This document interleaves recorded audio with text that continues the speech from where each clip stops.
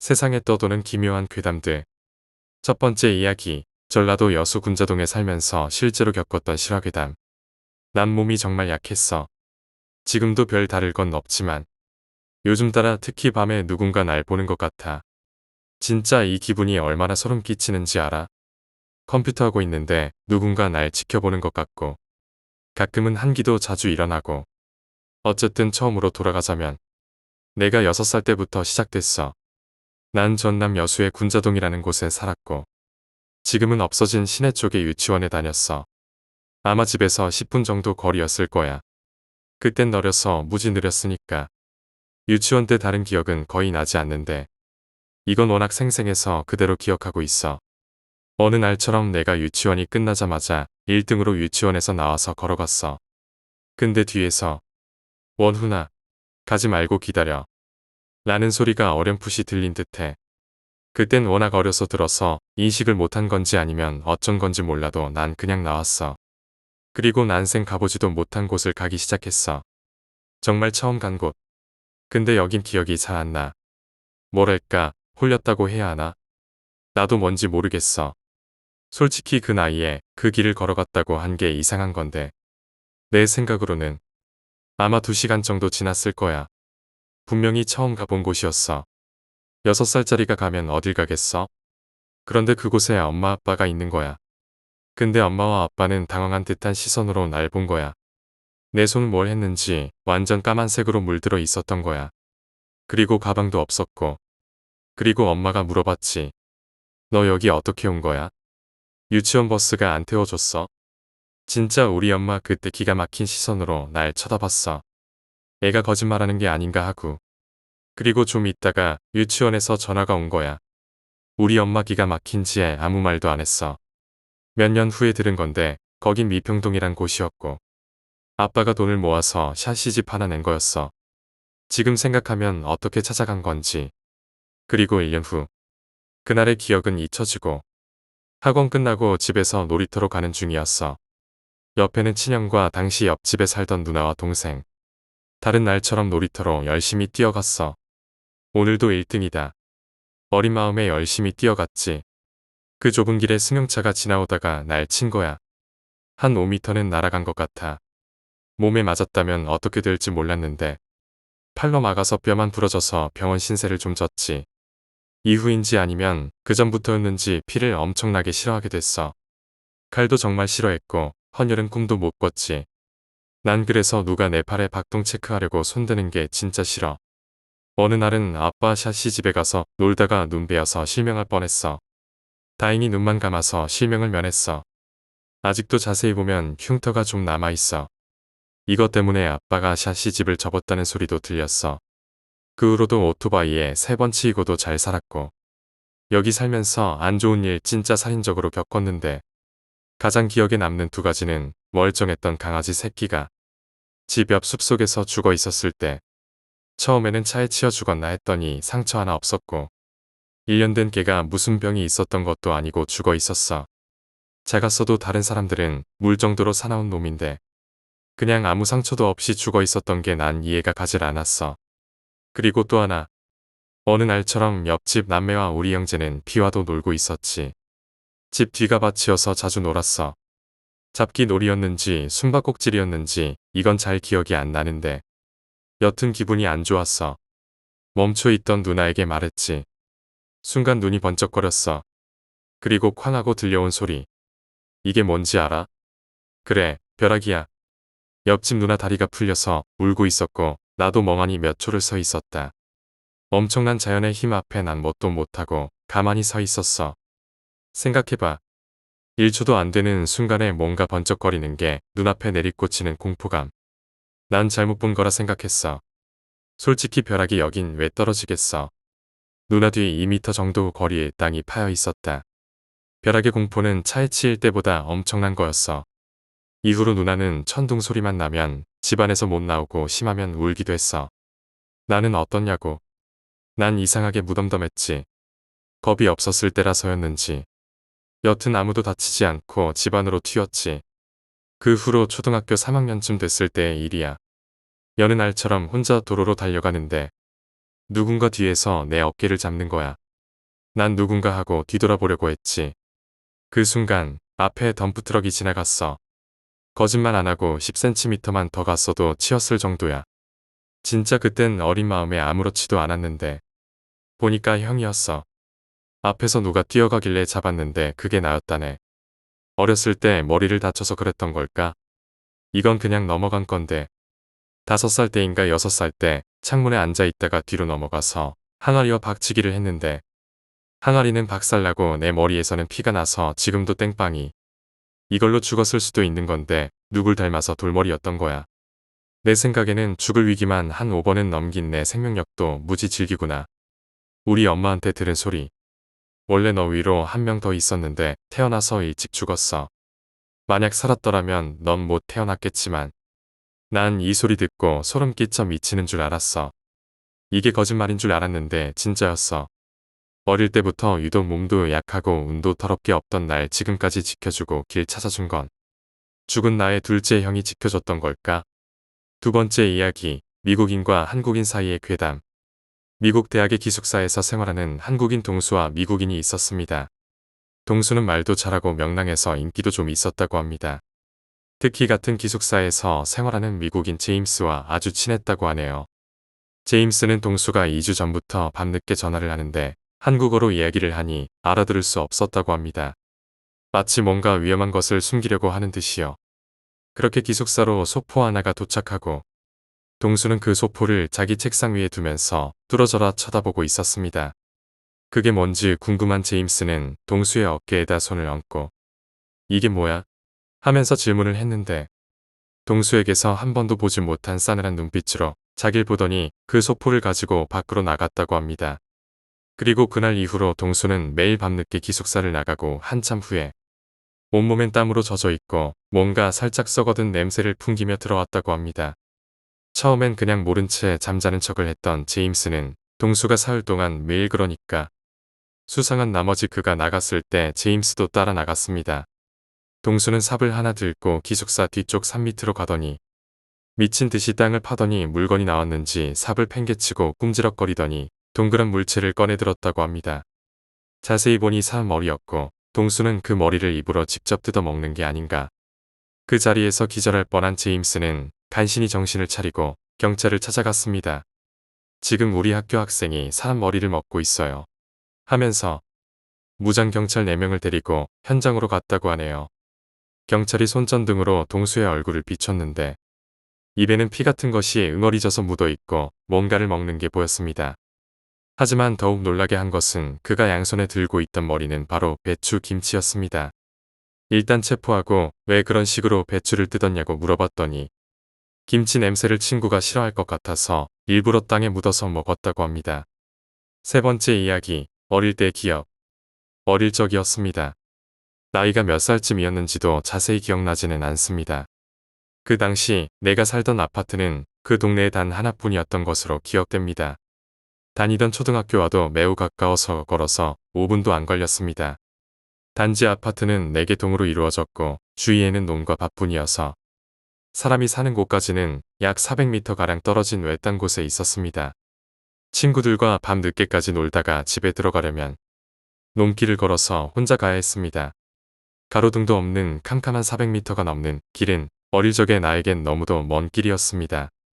그리고 그 논길의 한쪽 편은 풀숲이 우거진 언덕이 있었고 그 언덕은 나에게 공포의 대상이 되기에 충분했습니다.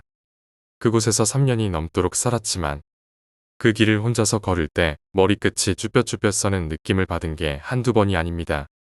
하지만 그날 겪은 일에 비하면 머리가 서는 느낌 따위는 별것이 아니란 걸 알았습니다. 그 아파트에 살게 된 지 약 2년 정도 되었을 것입니다. 때는 여름방학 때였고 플레이스테이션이라는 게임이 처음으로 나왔을 때였습니다. 친구들 중에 플스를 가진 친구는 언제나 인기 독차지였고 그 친구네 집에 놀러가는 것을 굉장한 일로 여겼습니다. 방학이 시작되고 어렵지 않게 플스를 가진 친구네 집으로 놀러가게 되었습니다. 그땐 오락실이 50원이었는데 50원조차도 아까웠던 그 시절이었습니다. 그 친구네 집은 3층 단독주택에 자가용도 2대나 있었던 엄청 부자였던 것으로 기억납니다.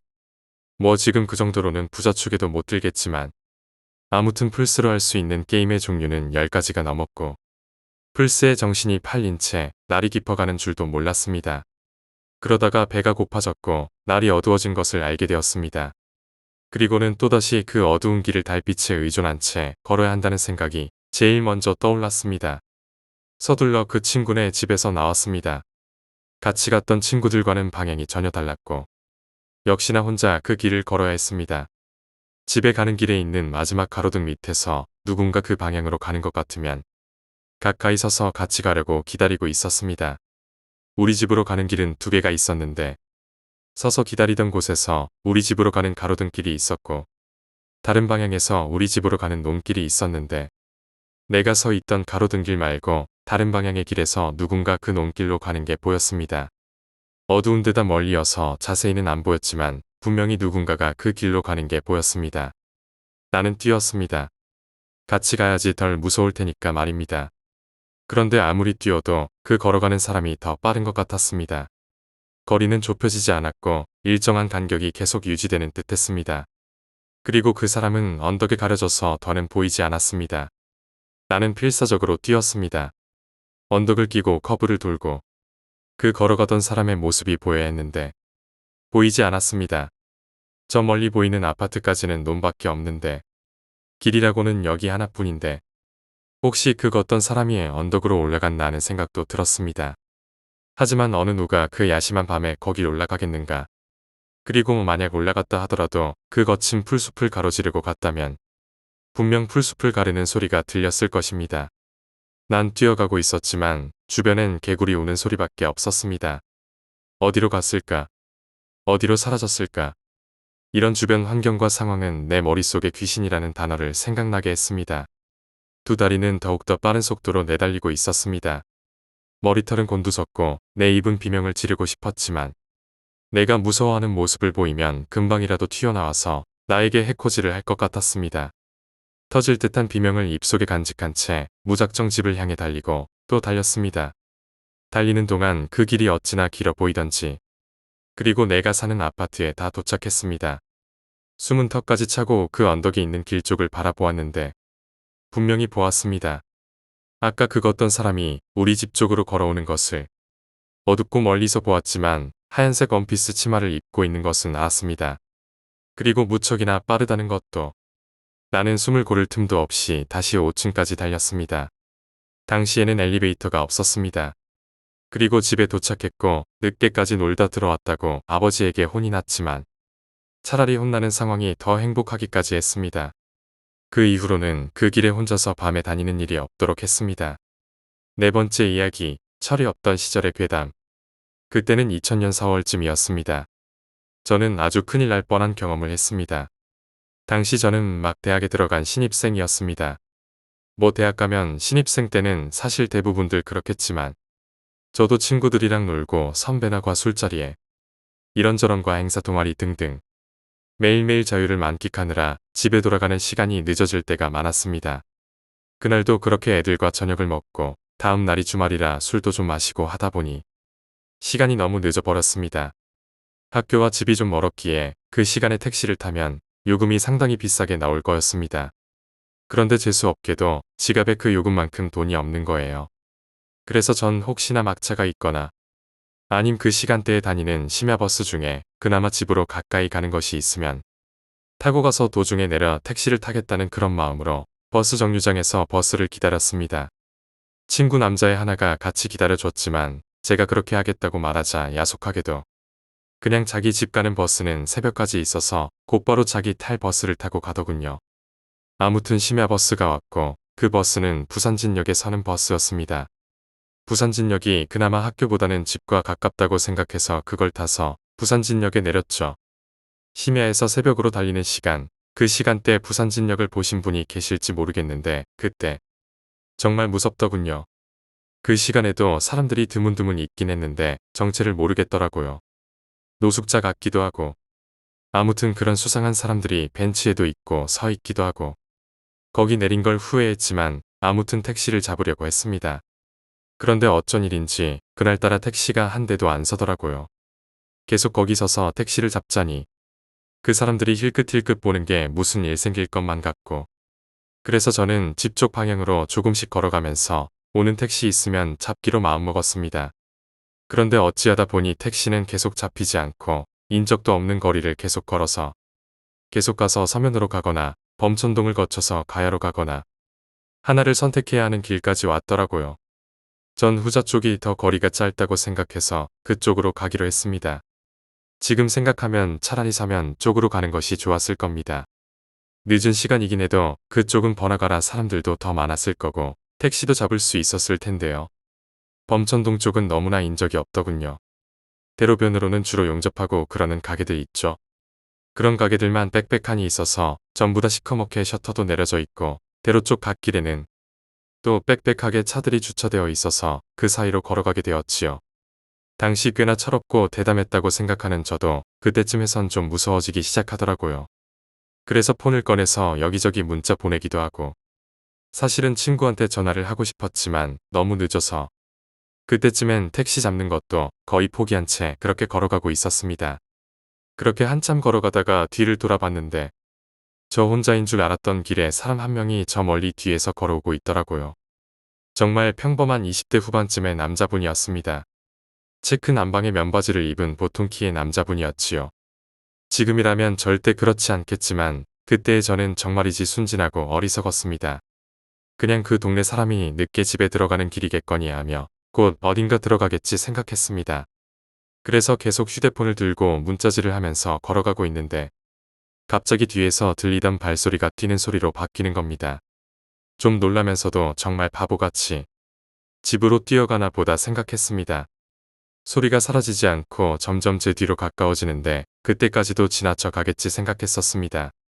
정말 눈물 나도록 둔하고 바보 같은 저였습니다. 그 순간 딱 하고 뒤통수에 충격이 오더군요. 굉장히 짧은 순간인데 그 짧은 순간 모든 걸 알아차리게 되더군요. 그 엄청나게 평범해 보이던 남자가 뒤에서 달려와 제 머리를 가격한 거지요. 그리고 그 사람은 휘청거리는 제 어깨를 움켜잡고 길 안쪽으로 세게 밀어붙여서 전 닫힌 셔터에 부딪혔다가 길바닥에 넘어지게 되었죠. 사람이 사고의 순간엔 주변의 것들이 슬로우 모션처럼 느껴진다더니 정말 그렇더군요. 지금도 그 셔터가 출렁하면서 내던 소리나 휴대폰이 모서리 길바닥에 찢으면서 떨어지던 모양이나 이 사람이 제 위에서 깔아 뭉개고는 얼굴 가까이 대고 뺨을 핥는 겁니다. 참 목소리도 평범한 사람이더군요. 머릿속으로 온갖 생각이 다 들었습니다. 아, 이제는 끝이구나. 나는 여기서 죽는구나. 그러면서도 소리 지르며 그 사람을 막 때리고 꼬집어도 보고 다리 사이를 걷어차려고도 해보고 그랬지요. 그래도 상습범은 아닌지 절 붙잡는 데에만 정신이 팔려서 좀 버벅된 것도 같네요. 하지만 온통 문 닫은 가게들 뿐이고 대로에 지나가는 차가 있대도 갓길에 주차해놓은 차들 때문에 아무도 절 볼 수 없을 거라는 생각이 들어서 사실은 무척 절망적이었지요. 그런데 저쪽에서 사람 말소리가 들리더군요. 어떤 아줌마와 아저씨가 두런두런 이야기를 하면서 이거 무슨 소리야? 그러자 그 놈이 벌떡 일어나서 길 건너로 달아나더라고요. 저도 일어나서 비명 지르고 사람 소리 나는 쪽으로 평생에 가장 빨리 뛰었습니다. 길 건너편에 술집이 아직 문이 열려 있고 그 앞 횡단보도로 손님인 듯한 아저씨랑 가게 일하는 앞치마 둘은 아줌마랑 함께 건너오고 있더군요. 눈물 범벅된 절 보더니 아까 소리 들었다고. 아가씨가 이 시간에 혼자 다니면 어쩌냐며 두 분이 꾸짖는데 정말 그때의 안도감이란 뭐라 말할 수가 없더군요. 지금 생각하면 그 후에 그 가게라도 한번 찾아가서 감사를 드렸어야 하는데 싶습니다. 그 두 분이 택시도 불러주셔서 전 무사히 집에 돌아올 수 있었고요. 택시에 타고 나서야 긴장이 탁 풀려서 완전 통곡을 하고 울어떨었습니다. 돌아와 보니 동생이 안 자고 거실컴을 하고 있다가 날 보더니 놀라면서 무슨 일이냐고 하더라고요. 그제서야 절 보니 넘어질 때 다친 건지 손톱이 하나 반쯤 깨어져서 손이 피범벅에 청바지도 무릎 부분이 찢어지고 피투성이더군요. 그걸 보니 그제서야 아프더군요. 상의가 흰색이었는데 온통 흙먼지가 묻어서 엉망이고 얼굴에도 피멍이 크게 들어있고요. 아무 일 없었다고 넘어졌다고 얼버무리려 했더니 동생이 난리를 치고 다그쳐 식구를 다 깨워서 그날 해 뜨도록 부모님한테 크게 혼나고 통금도 생겼습니다. 이젠 오래되었다면 오래된 일이고 저도 그때만큼 순수하지 않은지라 이젠 밤길에 차라리 아무도 없는 게 낫다는 걸 알고 있습니다. 아니 그 이전에 그 후로 어두워만 저도 집 근처 가게에도 혼자 가는 걸 꺼리게 되더군요. 그리고 후유증이라면 후유증이겠지만 이젠 뒤에서 누가 오는 게 보이거나 등 뒤에서 오는 발소리만 들어도 저절로 몸이 쭈뼛하면서 소름이 돋습니다. 어쨌든 그 후론 모르는 사람이나 인적 없는 길을 아주 조심하게 되었습니다. 귀신 이야기도 아니고 미스테리한 경험도 아니지만 특히 이걸 보시는 여자분들 계시다면 절대 밤길에 혼자 다니지 마시길. 아무리 평범해 보여도 모르는 사람이라는 건 귀신보다 더 무섭고 알 수 없는 겁니다. 제가 은근히 귀신 나올까 겁내고 그런 마음이 있었는데 그 후로 귀신 걱정은 이제 전혀 없고 뒤에서 모르는 사람이 따라올까 그게 제일 무섭습니다. 5번째 이야기, 무당. 무당이라는 것을 믿는 사람도 많고 믿지 않는 사람도 많을 것입니다. 어떤 때는 진짜 같기도 하다가도 TV 프로그램에 종종 등장하는 사기꾼 무당들을 보면 그저 불안한 사람의 심리를 이용해서 장난치는 것 같기도 합니다. 제가 어릴 때 살던 동네에 잘 알고 지내던 이모가 한 분 계셨습니다. 진짜 이모는 아니었고 엄마의 친한 언니라 그냥 이모라고 불렀죠. 제가 초등학교 3학년 정도였을 때 이모의 외동딸이 20살 정도 되었으니까 그 당시 40대 중반이 넘는 나이셨죠. 이모와 이모부 그리고 외동딸과 함께 살았었는데 이모부의 사업이 계속 부도가 나는 바람에 어렵게 살다가 마침내 이모부의 사업이 자리를 잡으면서 형편이 조금씩 펴기 시작했습니다. 그래서 그 이모네 집에 더 자주 놀러가곤 했었는데 어느 날 갑자기 엄마가 그 집에 발길을 끊었고 엄마가 그러자 저도 자연히 그 집에 가지 않게 되었고 처음엔 의아해하다가 어린 마음에 곧 잊었습니다. 그리고 몇 년 뒤에 제가 좀 더 크자 엄마로부터 자초지종을 듣게 되었는데 그 이모가 무당이 되었다는 것입니다. 이모부의 사업이 잘 풀리기 시작하고 얼마 되지 않아 이모의 꿈속에 할아버지가 나타나 신을 받으라고 자꾸 요구했다고 합니다. 멀쩡한 사람이라면 당연히 알겠습니다 할 리가 없겠죠. 이제서야 집이 잘 되려는 마당에 무당이 되라니 무슨 봉창 두드리는 소리겠습니까? 이모는 당연히 싫다고 했죠. 그러자 그 할아버지가 화를 내기 시작했고 이모는 소위 말하는 신병이라는 것을 앓기 시작했다고 합니다. 움직이지도 못하고 몸이 너무 아팠지만 계속 버티면 언젠가는 지쳐서 가겠지란 생각으로 계속 있었다고 합니다. 그렇게 계속 있다가 어느 날 꿈에 또 할아버지가 나타나 내가 계속 이렇게 나온다면 내 남편과 자식을 죽여버리겠다는 협박을 했다고 합니다. 그 뒤로 거짓말처럼 이모부와 언니가 아프기 시작했다고 합니다. 이모야 자신 혼자 아픈 것은 참아내면 되니 그만이었지만 가족까지 괴롭히니 결국 그 할아버지에게 굴복하고 신내림을 받았습니다. 중년의 평범한 아줌마가 갑자기 무당이 된 것이죠. 듣기에는 뻔한 신내림 얘기인 것 같지만 저는 제 주위에서 매일 얼굴을 보던 이모가 그렇게 되니 정말 소름이 돋고 무서웠습니다. 얼마나 기구한 운명을 타고 났기에 무당이 되어야만 하는지. 여튼 그렇게 제가 몰랐던 이야기를 알게 된 후 이모네 집을 찾아가게 되었는데 제 예상과는 달리 이모는 매우 평온한 표정으로 저를 맞아주셨습니다. 집도 예전 모습과 같았는데 달라진 점은 방 하나를 신방으로 만들어서 쓰고 있었다는 것이죠. 그때 난생 처음으로 신방에 처음 들어가 봤습니다. 엄마가 올 때 엄마가 사탕 같은 것을 여러 봉지 샀는데 그게 제 것이 아니었습니다.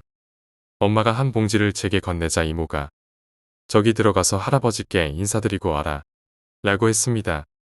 방벽에는 백발의 할아버지들이 그려진 그림이 붙여져 있었고 제단과 같은 것이 그 앞에 세워져 있었습니다.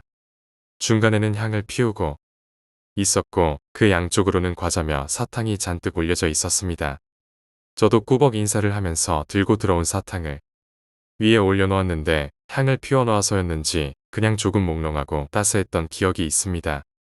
그 후에 엄마와 이모가 이야기꽃을 피우기 시작하고 전 그냥 옆에서 놀고 있었는데 제 모습이 지루해 보였는지 이모가 재미있는 것을 보여주겠다고 했습니다. 그러면서 깃발이 담긴 통을 방에서 들고 나왔는데 색색깔의 12개 깃발이었는데 각각에는 동물이 그려져 있었습니다. 이모는 이게 12지신 깃발이라고 하면서 어린아이가 집에 와 있으니 동자신이 초록색 깃발을 뽑게 할 것이라고 말했습니다. 그렇게 말하면서 깃발을 섞어 통에 다시 넣어 막대만 나오게 했습니다.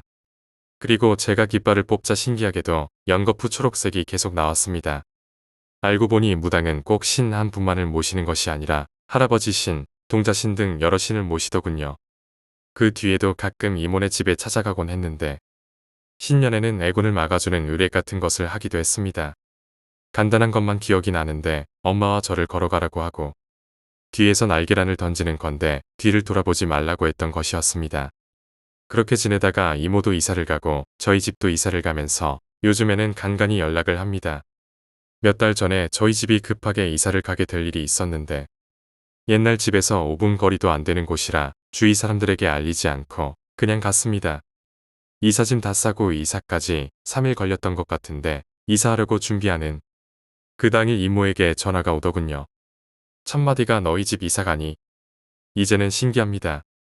부모님이 모두 교회를 다니셔서 기본적으로 무당이나 영의 존재는 믿지 않는다는 주의지만 이모의 일 같은 경우를 보면 세상에는 정말 우리에게 보이는 것만으로는 설명할 수 없는 세계가 있을지도 모른다는 생각이 듭니다.